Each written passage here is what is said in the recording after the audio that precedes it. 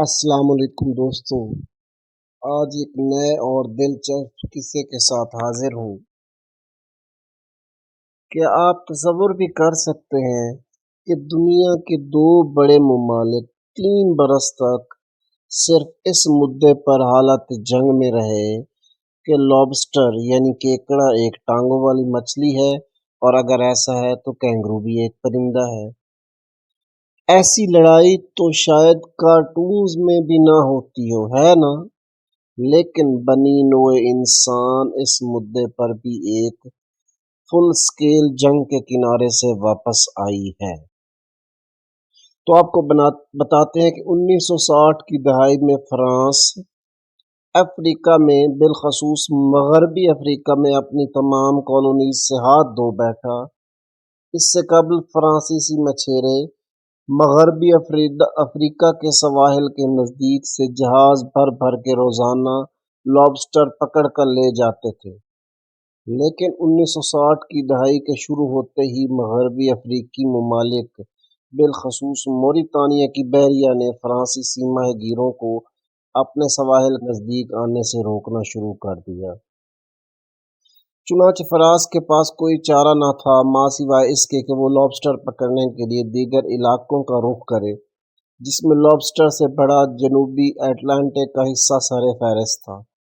Brazil की बरआज़मी ढलान यानी कॉन्टिनेंटल शेल्फ इंतहाई उम्दा कांटेदार लॉबस्टर से अटी पड़ी थी, और फ्रांसीसी माहीगीर बहरी जहाज़ों ने ब्राज़ील के सवाहिल के नज़दीक से लॉबस्टर पकड़ने का आगाज़ कर दिया,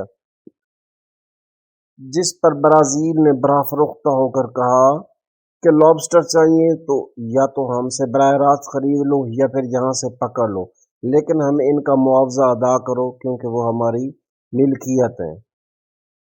जिस पर फ्रांस ने पैंतरा बदलते हुए कहा कि हम जहाँ लॉबस्टर पकड़ने नहीं आते बल्कि हमारी बहर जहाज़ दरअसल मैरीन बायोलॉजी के तहकीकाती मरकज़ हैं, और हम यहाँ लॉबस्टर की इस मखसूस नस्ल पर काम कर रहे हैं। अब जिस पर इस बहाने से मुतासिर होकर ब्राज़ीली हुकूमत ने 3 अदद फ्रांसीसी तहकीकाती मराकज़ को अपने पानियों में मौजूदगी का परमिट जारी कर दिया, इस शर्त के साथ कि ब्राज़ीली बहरिया जब चाहे इनका मुआयना कर सकती है।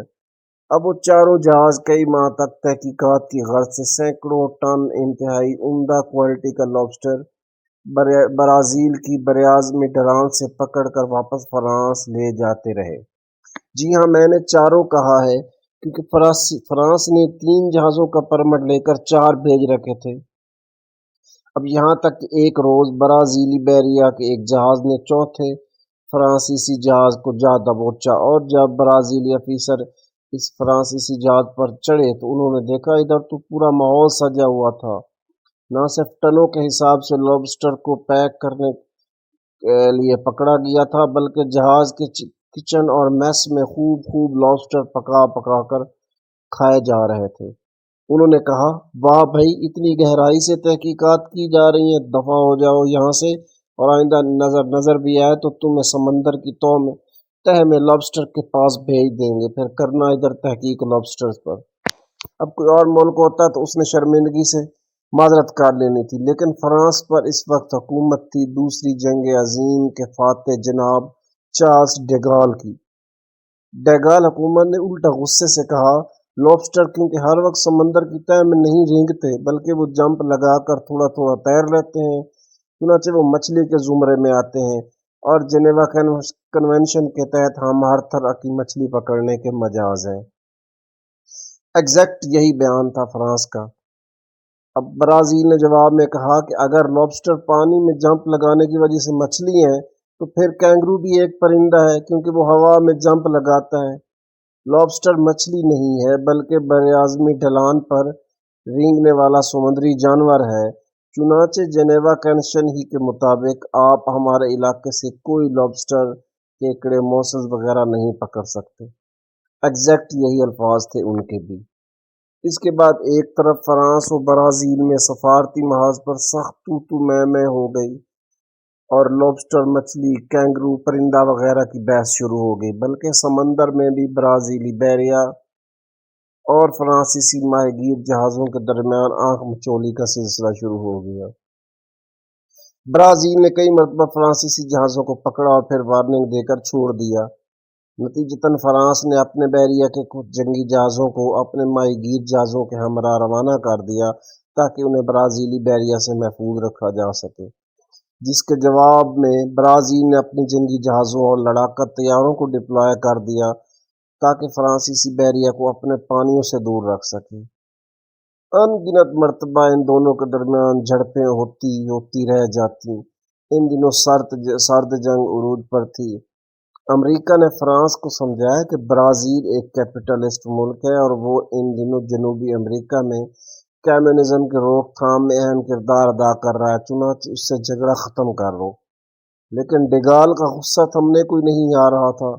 ڈگال امریکہ سے بھی خفا تھا اور برطانیہ سے بھی۔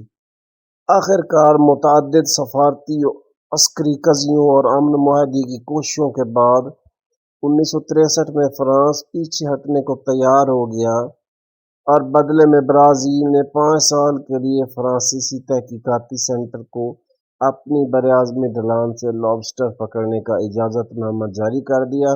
یوں اس کشیدگی کا خاتمہ ہو گیا۔